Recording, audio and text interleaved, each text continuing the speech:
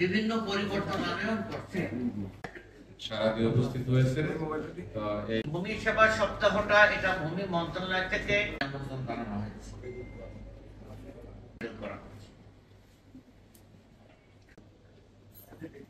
Procurement ব্যবস্থা এটি জানানো যে গতানুগতিক কিন্তু এখন আর নাই।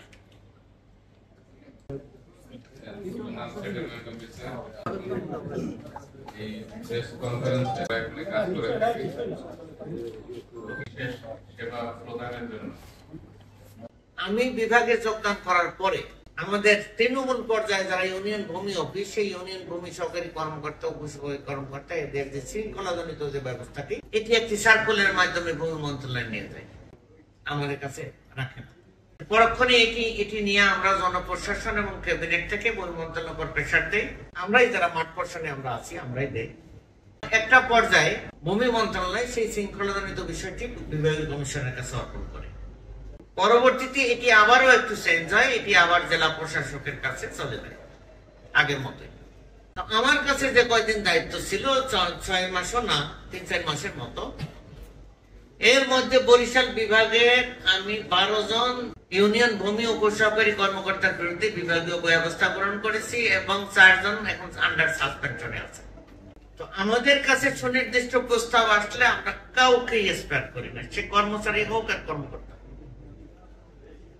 আপনারা জানেন নাজিরপুরে এসিল্যান্ড অফিসের সহকারী কমিশনার ভূমি এবং তার কর্মচারীদের মধ্যে যে কথোপকথন হয়েছিল, সে একটা অডিও রেকর্ড যখন ভাইরাল হলো, আমরা সেটি তাৎক্ষণিকভাবে তদন্ত করলাম। তদন্ত করার পরে দেখলাম যে প্রাথমিক সত্যতা আছে।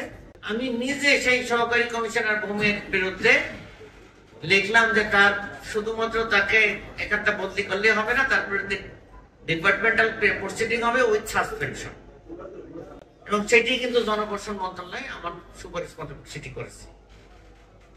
এবং ওইখানে যে 4 জনের কথা কথোপকথন আইডেন্টিফাই করা গেছে, অর্থাৎ যারা ভাইরাল করছে তারা নিজেদের নামটা কেটে দিয়া যাদের নাম রাখার দরকার, যাদের কথাবার্তা রাখার দরকার, সেটি রেখেছিল। তো যাদের যে 4 জনের কথা আইডেন্টিফাই করা গেছে, ওই 4 জনকেই কিন্তু আমরা সাসপেনশন, অর্থাৎ এসিল্যান্ড যে সাজা পাচ্ছে, কর্মচারীরাও সেই একই সাজা পাচ্ছে। আমাদের মাঠ পর্যায়ে অফিসগুলো দুর্নীতি মুক্ত কিনা, আমি একটু ঘুরাইয়া প্রশ্নটা আপনাকে করতে চাই। আমাদের কর্মকর্তারা যারা আমরা ঢাকা থেকে বা বিভিন্ন জায়গা থেকে আসি, তার কতজন এই দুর্নীতির সাথে ইনভলভ, এটা যদি আমাকে দিতে পারেন তথ্যটা, তাহলে আমি খুশি হব। আমাদের কাছে যখনই কোনো কর্মকর্তার বিষয়ে অভিযোগ আসে, তাৎক্ষণিকভাবে আমরা তদন্ত করে দেখি। এবং আমার কাছে তো এই বরিশাল বিভাগ তো অভিযোগের জন্য বেস্ট, বাংলাদেশের মধ্যে 1 নম্বর অবস্থানে আছে। এত অভিযোগ বাংলাদেশের কোথাও হয় না। আমি যখন ক্যাবিনেটে প্রথম মিটিং গেলাম, দেখি যে মোট 24টার মধ্যে 19টা আমার ব্যাপার কি, তখন দেখি এখানে ট্রেন্ডটাই এরকম, অভিযোগ বেশি আছে। কিছু অভিযোগ প্রমাণিত হয়, তাদের বিরুদ্ধে আমরা সুপারিশ করি, কিন্তু অধিকাংশ অভিযোগ কিন্তু প্রমাণিত হয় না।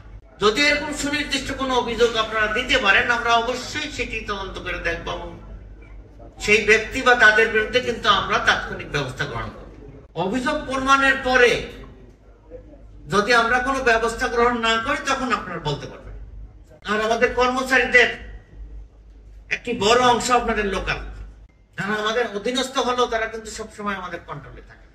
এটা যদি আন্তঃজেলা বদলি করতে পারতাম, আন্তঃবিভাগ কর্মচারীদের বদলি যদি সেভাবে হতো, তাহলে আমার বিশ্বাস যে এটি আমরা অনেকখানি আমরা ফল পেতাম।